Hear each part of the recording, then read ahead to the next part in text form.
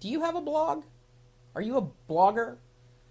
People ask me that, and I say, yeah, I guess I have a blog. I don't know if I'd consider myself a blogger since I've been doing blogging for quite a while. I've been writing with a personal voice and perspective for, geez, as long as I can remember. I mean, going back to the early 90s. Wow, it's been a long time. Well, blogging software and these platforms have not been available forever. However, if you do have a blog, you may want to pay attention to some feedback I'm going to give to a blogger in our midst. If you don't have a blog, you can get one at geeks.pirillo.com. If you are a geek and you want to blog about geeky things, heck, if you want to blog about anything, you can blog on geeks.pirillo.com. We're also accepting bloggers who want to make money with their writing. If you can write well and you want to write about anything, you want to blog about anything, let me know.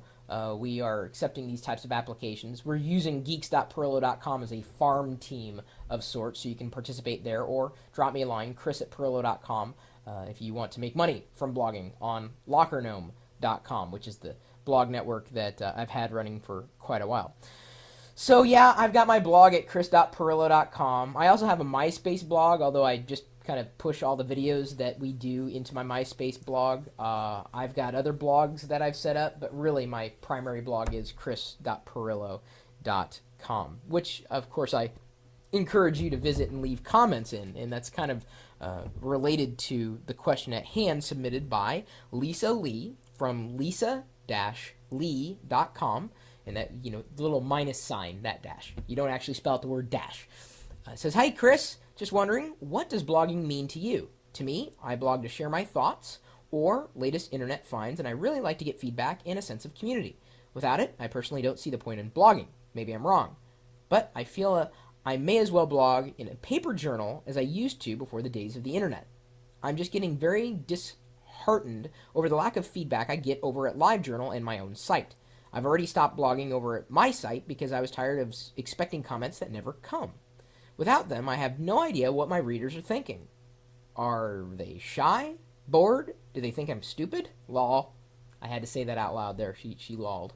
"It makes me feel insecure. Not a cool feeling when I am sharing something of myself, so I decided to stop blogging on my site, but I really miss doing so, and I'm having the same problems now on LiveJournal. I feel maybe I've really lost my writer's touch, so to speak. The whole reason I'm writing this to you is because I'm wondering if you have any tips or pointers as to how to get more interaction or comments going on a blog, and also if I have the wrong attitude or not. Should comments be expected, and if so, and I'm not getting any, what am I doing wrong?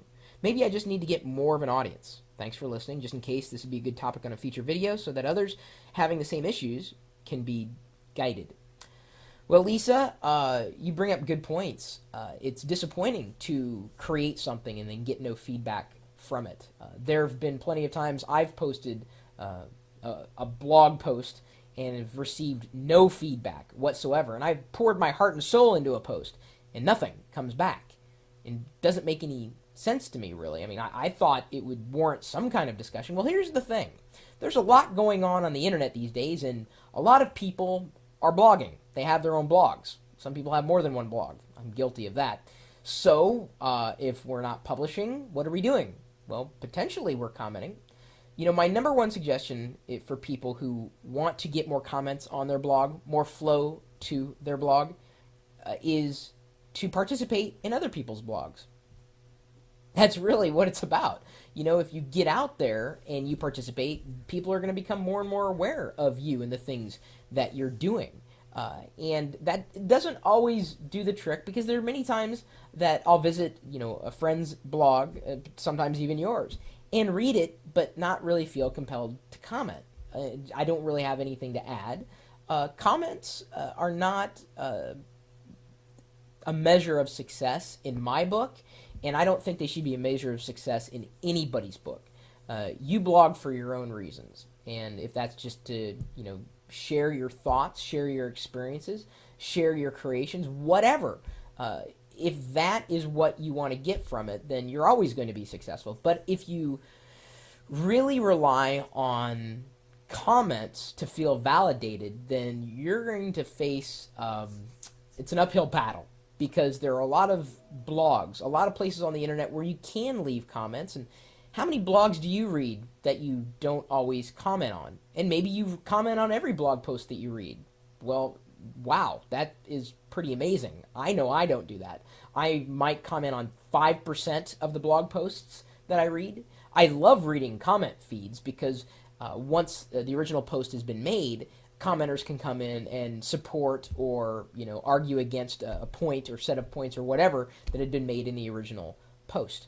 It's another reason why I know some people have been really happy with the blogs that they've had at chris.pirillo.com.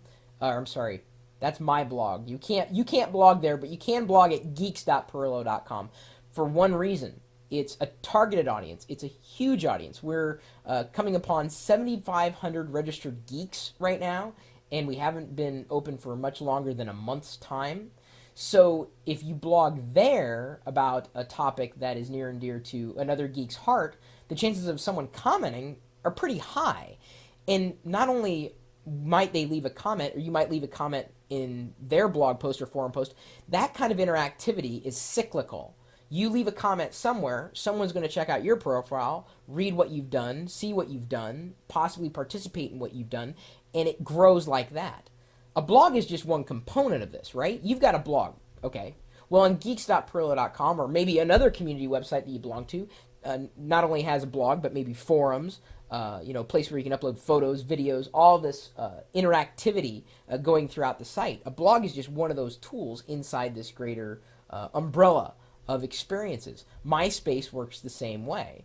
It's one of the reasons why some people like blogging on MySpace, or any one of these websites that has a large audience coming to it. And that's another reason why I have really started to pay attention to what's happening on geeks.pirillo.com more so than when I started. When I started, it's kind of like, hey, this is kind of fun. I'm like, this is really working well for some people. They're getting their questions answered. They're answering questions. They're meeting other people. They're sharing their experiences. I see people posting, very well thought out, in some cases blog posts, in some cases forums, some groups, but they're just finding themselves as immersed in the experience as they expect the people who are out there to be immersed in. And that's, it's the same way with a regular blog, on its own.